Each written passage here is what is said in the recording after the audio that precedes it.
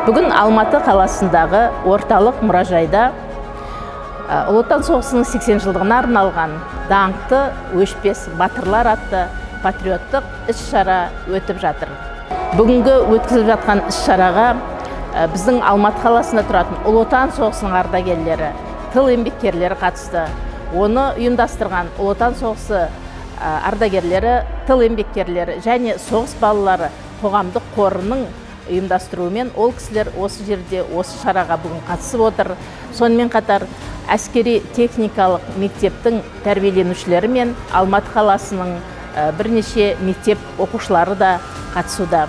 Бұл іс-шара патриоттық тәрбиесі жоғары ерекше іс-шаралардың бірі болды.